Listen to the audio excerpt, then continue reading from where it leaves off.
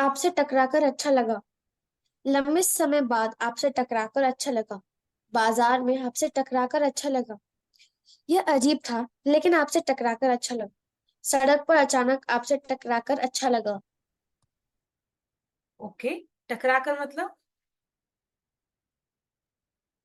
मतलब मैम किसी से। एकदम से मुलाकात हो जाती है ना। On okay, the way, on the way, ठीक ऑन है, the spot. On the spot बोल सकते हैं या फिर अचानक से। ठीक है, मेट बाय चांस जिसे हम लोग बोलते हैं, मेट बाय चांस, है ना। लेकिन बच्चे तो शैतानी करते हैं, बच्चे तो जबरदस्ती टकरा जाते हैं। अरे टकरा गए, कोई बात नहीं। तो देखिए, what is meaning, what is written here. लंबे समय बाद आपसे टकरा कर अच्छा लगा। इट डजंट मीन दैट टकरा कर मतलब जबरदस्ती टकरा रहे, ठीक है। To meet someone you know when you have not plan to meet them. ठीक है, जब आपने कोई प्लान भी नहीं किया और आप उसे टकरा गए, अचानक से मिल गए। Is it clear to you. तो इसका मतलब क्या होता है। ओके, कैसे बोलेंगे इसे इंग्लिश में। Do you have idea. Suddenly meet. Okay, suddenly meet बोलते हैं। लेकिन आज मैं आपको बताती हूँ अपनी इंग्लिश को और कैसे अच्छी तरह से आप बोल सकते हैं। जैसे, अरे आपसे टकराकर अच्छा लगा। Hey, nice to bump into you. Nice to bump into you, इसे आप दिमाग में रख लीजिए। लंबे समय बाद आपसे टकराकर अच्छा लगा। It was a nice to bump into you after such a long time. बाजार में आपसे टकराकर अच्छा लगा। It was nice to bump into you. Nice to bump into you, इसका मतलब टकराकर। सो बाजार में आपसे टकराकर अच्छा लगा। It was nice to bump into you at the market. यह अजीब था, लेकिन आपसे टकराकर अच्छा लगा। It was unexpected but nice to bump into you. सड़क पर अचानक आपसे टकराकर अच्छा लगा। It was nice to bump into you suddenly on the street. तो जब भी अचानक से कोई टकराता है, मतलब कोई सडनली आपके सामने कोई आ जाता है, जिसको आप, जिससे आप मतलब आपको उम्मीद भी नहीं थी कि वो सामने मुझे मिल जाएगा। जैसे बचपन में हम लोग कैसे वॉक पे जाया जाया करते थे, हमारे टीचर सामने बिल्कुल आ जाते थे, है ना। होता था ना। और सभी के मैम हम साथ वहां होता से था। भाग जाते थे। हाँ, हम तो भागते थे, पर आज के बच्चे नहीं भागते। चलिए ठीक है, read out Sakshi ji. School के बाद आपसे टकराकर अच्छा लगा। It was nice to bump into you after school. तुम्हें ऑफिस में देखकर अच्छा लगा। टकराना तो अच्छा ही रहा। Nice to bump into you at the office. Park में आपसे टकराकर अच्छा लगा। It was nice to bump into you in the park. Train station पर आपसे मिलकर अच्छा लगा। Nice to bump into you at the train station. कहीं आपसे टकराकर अच्छा लगता है, मिलते रहें। It's always nice to bump into you. Let's keep meeting like this. ठीक है साक्षी जी, जब कभी आपके टीचर मिले तो आप ऐसे ही बोल दिया करिए, it's always nice to bump into you. Let's keep meeting like this, ऐसे ही मिलते रहे, ठीक है। तो मतलब टकरा कर मतलब अचानक से, जिससे मतलब जो आपको बिल्कुल उम्मीद भी नहीं थी कि वो सामने मिल जाएगा, है ना। It was unexpected. और you are saying on the spot कोई मिल जाता है अचानक से, ठीक है, तो वो भी चलता है। चलिए, क्या यूज करेंगे अचानक से जब टकराते हैं तो। Nice to bump into you. Nice to bump Bump into into you. You, very good. चलिए पूर्णिमा जी, रीड आउट।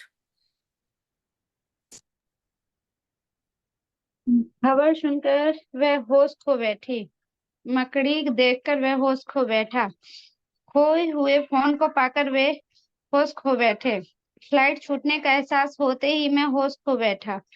टूटी हुई खिड़की देखकर वह होश खो बैठी। ओके, होश खो बैठी। खुश हो बैठी। इसकी जगह और कोई वर्ड है जो हिंदी में यूज करते हैं आप लोग। क्या? दंग रह जाना या घबरा जाना मैम। ओके, तो मेरा मेरा तो यही मानना है कि कभी ना कभी हम लोग ये होश खो बैठे, कभी कभी हम लोग खुश होकर भी बोलते हैं, कभी शौक में बोलते हैं, कभी फियर में बोलते हैं, कभी जॉय में बोलते हैं, इजंट इट, ऐसा बोलते हैं ना। तो इट मीन्स दैट यहाँ पर कोई ऐसा वर्ड यूज हो रहा है जहाँ होश खो बैठने हर सिचुएशन में यूज हो सकता है, ठीक है। चाहे वो एक्सट्रीम एक्साइटमेंट हो, चाहे वो शौक हो, चाहे फियर हो, चाहे जॉय हो, चाहे डिस्पेयर हो। तो you mean to understand that होश खो बैठना या होश खो बैठे या बैठा, ठीक है। खबर सुनकर वह होश खो बैठी, इसे कैसे ट्रांसलेट करेंगे। खबर सुनकर वह होश खो बैठी। No idea. No ma'am. No. Okay, चलिए लेट मी टेल यू। जैसे मैं कह रही हूँ आपको, खबर सुनकर वह होश खो बैठी। हेयर होश खो जाना, होश खो बैठना, इसके लिए वर्ड होता है freaked out on. Okay, freaked out on, ये किसी भी कंडीशन पे हो सकता है। ओके, जैसे यहाँ क्या लिखा है, खबर सुनकर वह होश खो बैठी। She freaked out on hearing the news. मकड़ी देखकर वह होश खो बैठा। He freaked out on seeing the spider. जैसे मैं छिपकली को देख के भाग जाती हूँ, है ना, अपने होश खो बैठती हूँ। खोए हुए फोन को पाकर वे होश खो बैठे। They freaked out on finding the lost phone. Flight छूटने का एहसास होते ही मैं होश खो बैठा। I freaked out on realising I miss the flight. टूटी हुई खिड़की देखकर वह होश खो बैठी। She freaked out on discovering the broken window. तो होश खो बैठना इट डजंट मीन दैट यहाँ पर फ्रीक्ड आउट जो है अलग अलग वे पे आ रहा है। जैसे एक कोई एक्साइटमेंट है, तो कोई शॉक है, तो कोई फियर है, कोई जॉय है। Is it clear to you? होश खो बैठने के लिए फ्रीक्ड आउट ऑन का यूज कर सकते हैं। चलिए read out Purnima ji. Ma'am मैं भी कॉकरोच देखकर होश खो बैठती हूँ। कोई बात नहीं, आप कॉकरोच, मैं छिपकली। ओके, चलिए रीड आउट। तेज आवाज सुनकर वह होश खो बैठा। He freaked out on hearing the loud noise. योजनाओं में अचानक बदलाव देखकर वे होश खो बैठे। They freaked out on seeing the sudden change in plans. परीक्षा के परिणाम देखकर मैं होश खो बैठा। I freaked out on seeing the exam result. Surprise party के बारे में जानकर वह होश खो बैठी। She freaked out on learning about the surprise party. शादी की सालगिरह भूल जाने का एहसास होते ही वह होश खो बैठा।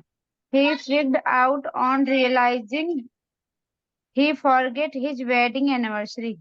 Okay, he forgot his wedding anniversary. Okay, तो यहाँ पर कहीं ना कहीं freaked out on, you need to remember that freaked out on का आपको यूज करना है।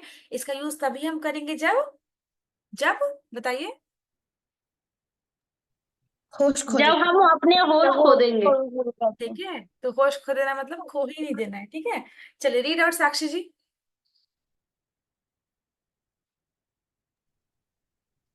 उसे अपनी पुरानी दोस्त से गिला शिकवा है। उसे अपनी सहकर्मी से एक मिनट उसे अपनी सहकर्मी से गिला शिकवा है क्योंकि उसने उसकी मदद नहीं की।